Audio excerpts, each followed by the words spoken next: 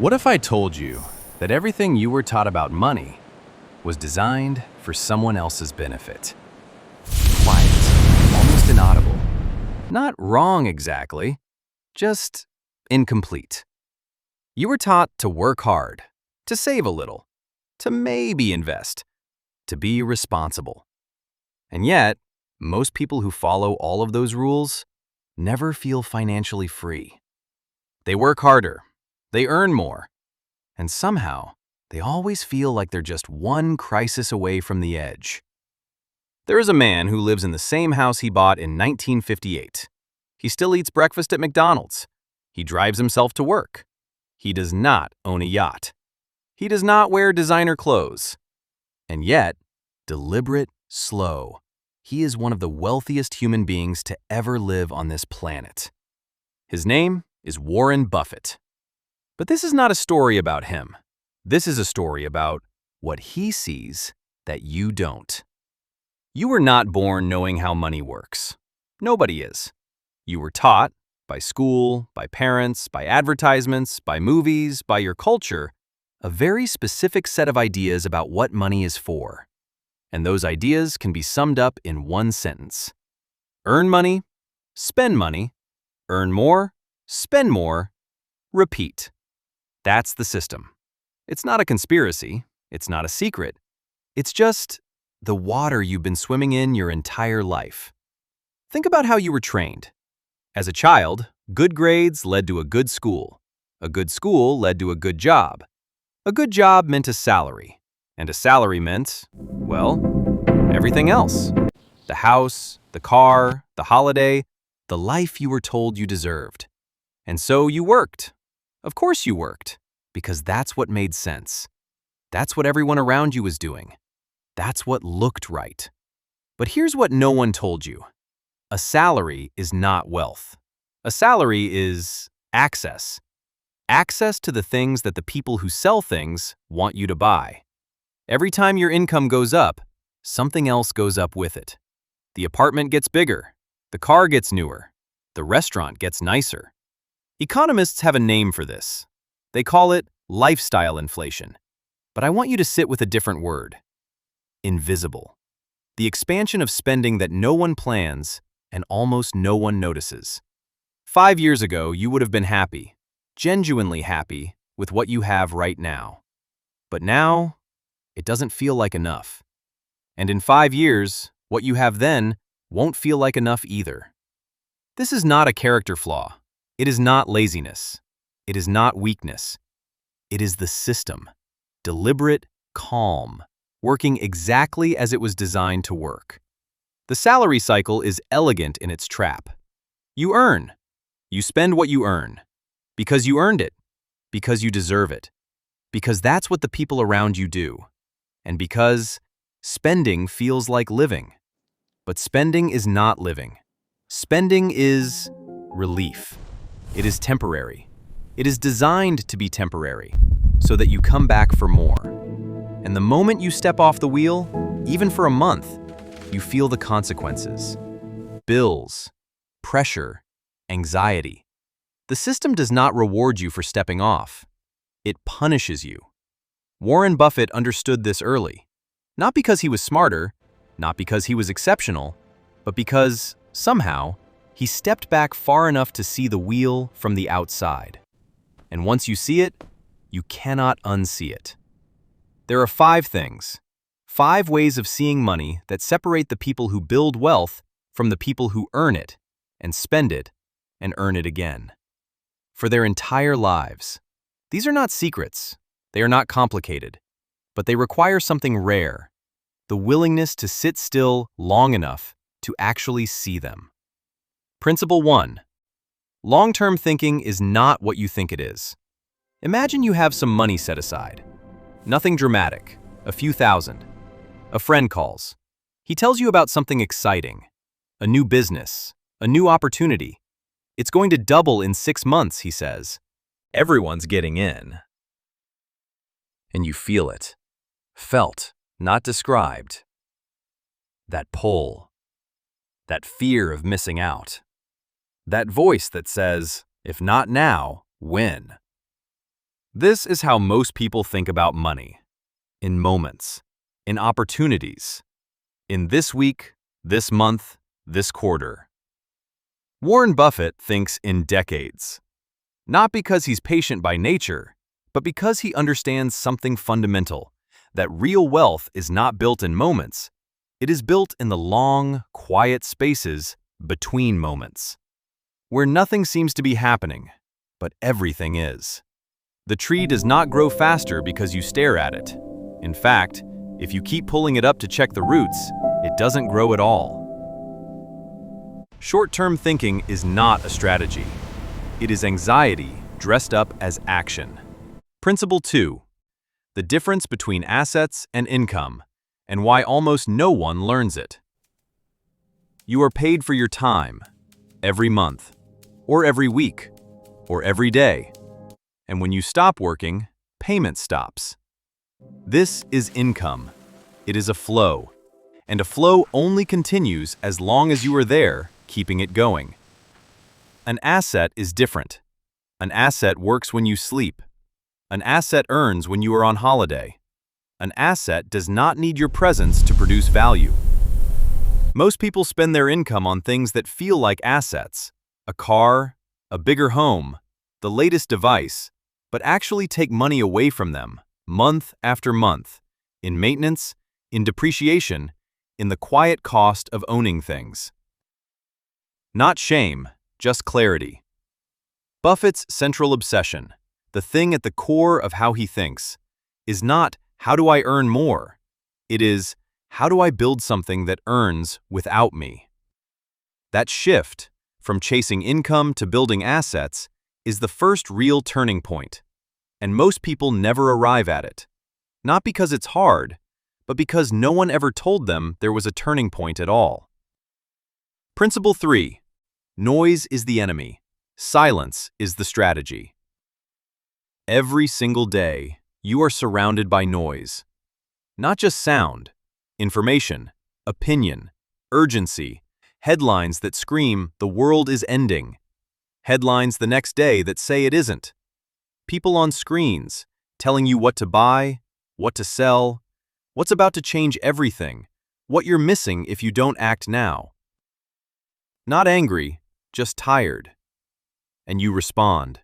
Of course you respond, because the noise is designed to make you respond. The louder it gets, the more reactive you become. And the more reactive you become, the more you make decisions that serve the noise rather than yourself. Buffett famously, quietly, ignores almost all of it. He reads, he thinks, he waits. He is not glued to a screen watching numbers flash. He is not making 50 decisions a day. He once said that he likes to think of investing as a game where you only get 20 punches on your card. 20 decisions for your entire life. If you knew you only had 20, how carefully would you choose each one? The system wants you reactive, because reactive people are predictable, and predictable people are profitable to someone else. Principle 4.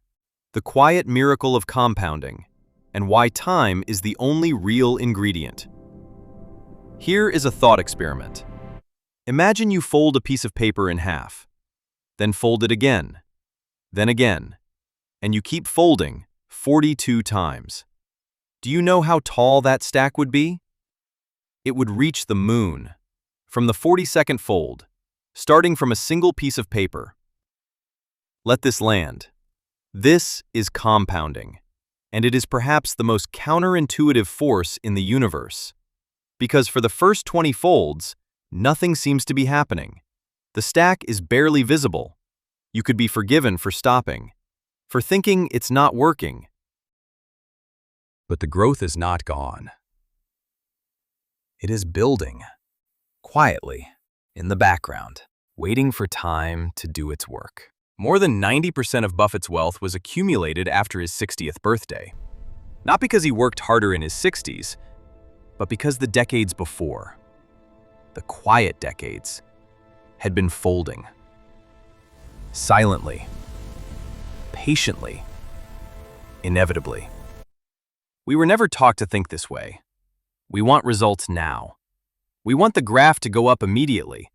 We want to feel like something is happening. But compounding doesn't care about your feelings. It cares about time. And the only thing standing between you and that force is impatience. Not harsh, just true. Principle 5. Knowing the price of everything and the value of nothing. There is a difference between price and value. You know this. You have always known this. But the world constantly tries to convince you they are the same thing. Something is on sale, so it must be a good deal. Something is expensive, so it must be valuable. Everyone is talking about it, so it must be worth having. Buffett's most fundamental skill, the one beneath all the others, is the ability to separate these two things. To ask not, what does this cost, but what is this actually worth? And are those two numbers close? Or is there a gap between them that I can see, that the crowd can't? Curious, not arrogant. He called it finding something wonderful at a fair price. Not something on sale, not something cheap, something wonderful, something that has real, durable, lasting value, and then paying a fair price for it. This is not a technique, it is a way of seeing, and it applies not just to investments, but to every financial decision you will ever make. Expanding, not contracting. What are you buying? What is it really worth? And why are you buying it? I want you to stop for a moment, not to feel bad, not to feel guilty, not to feel ashamed, but to think, honestly, about the financial decisions you have made in your life. The ones that felt right at the time, the ones you made because everyone around you was making the same ones. The ones you made because you didn't know there was another way to think. Not accusatory, empathetic, deeply. Most people are not poor because they are lazy. They are financially stuck because they were never taught to see. This is not about intelligence. I want to be very clear about this. Some of the most intelligent people I know, doctors, engineers, professors, live month to month. Not because they lack ability, but because they applied all their intelligence inside the system, without ever questioning the system itself. The system does not reward intelligence. The system rewards behavior. Specific, consistent, often boring behavior practiced over long periods of time. Discipline over time. Patience over time. Awareness over time. Think about the last time you received money. A bonus. A raise. A gift. What was your first instinct?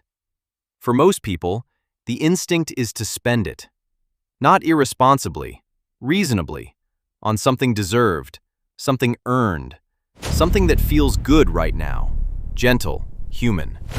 Buffett's instinct is different. His instinct is to ask, where can I put this so that it produces something tomorrow? And next year? And in 20 years? It is not deprivation. It is not suffering. It is a fundamentally different relationship with money. For most of us, money is something we earn and then use. For people who build wealth, money is something they deploy, like a tool, like a seed, with intention, almost reverential, and with patience. Now here is the part that most people never face.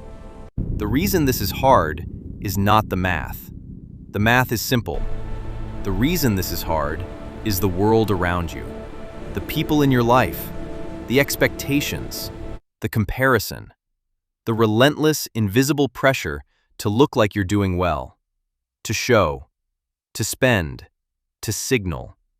We buy things we don't need, with money we don't have, to impress people we don't particularly like, to feel a sense of belonging that fades by morning.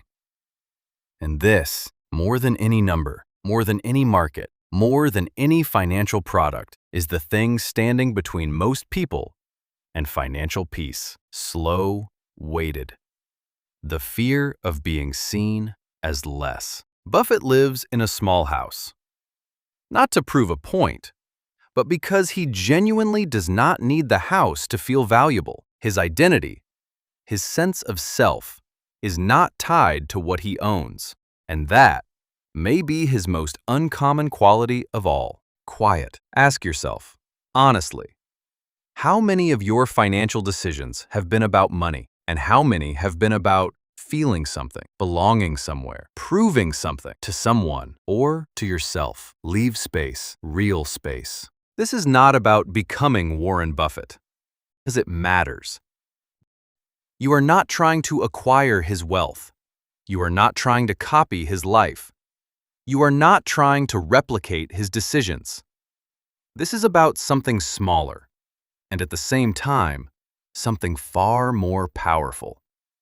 This is about seeing what he sees, developing the same awareness, even a fraction of it, and watching how differently the world looks. Because here is what changes when awareness shifts.